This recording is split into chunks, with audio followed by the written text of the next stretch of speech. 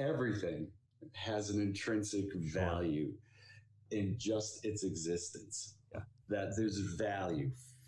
So gorillas, we could say that gorillas have some sort of economic value. Thus, there is a benefit in conserving gorilla populations.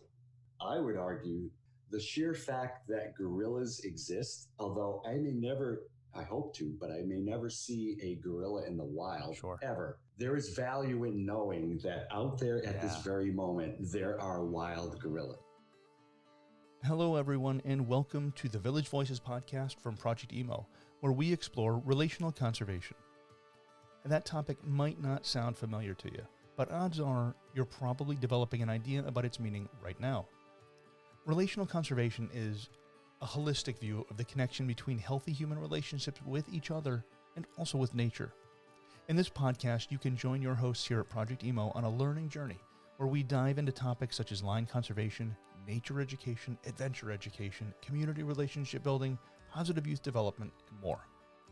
We will also find ways these topics intersect to help protect our natural world through what we call relational conservation. And I think that those interconnection skills are so much more important than those independent skills. Yeah. And realizing that we're going to go farther if all of us pitch in on this. And that was Sean Moriarty. Sean has been running youth camps across the U.S. for decades. As an adventure educator, he's seen quite a few miles alongside of youth. We caught up with Sean and explored adventurous social learning in episode 1.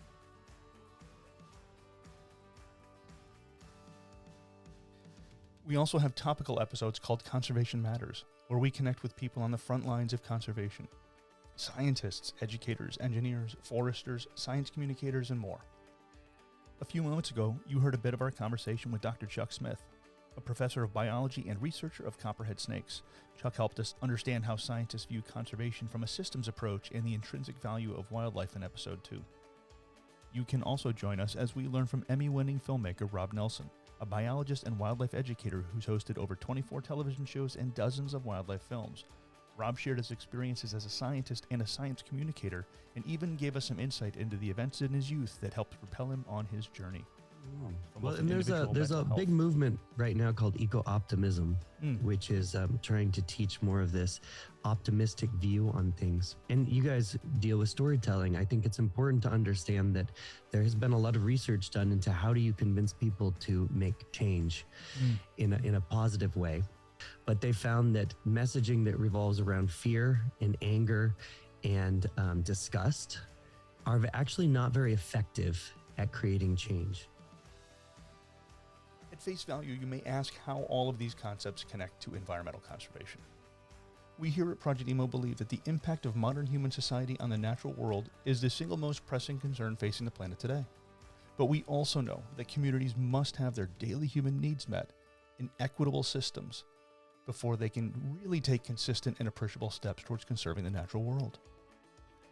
The impacts of climate change seem distant when you're having a hard time feeling safe and respected in your village, or suffer from systemic racism and economic disparity. It can seem difficult and daunting to make impactful steps towards reversing human-made climate change when communities can't even seem to sit down at the table for a discussion, never mind agree on the facts. Communities can be complicated and sometimes messy places. Groups of people that can successfully engage in challenging conversations about difficult topics are essential to conservation efforts. And not just groups of like-minded people either. People from all walks of life. Every stakeholder at the table. Every voice shared with equal parts passion and respect. Every person engaging in dialogue that can turn into actionable results. That, in a nutshell, is our concept of relational conservation. A human is one part of a larger system of interconnected relationships that include broader communities and our planet itself. If this sounds like the kind of learning journey you'd like to take with us, we'd love to have you along. The trails may be winding, but we like it that way. You never know what you'll learn around the next bend.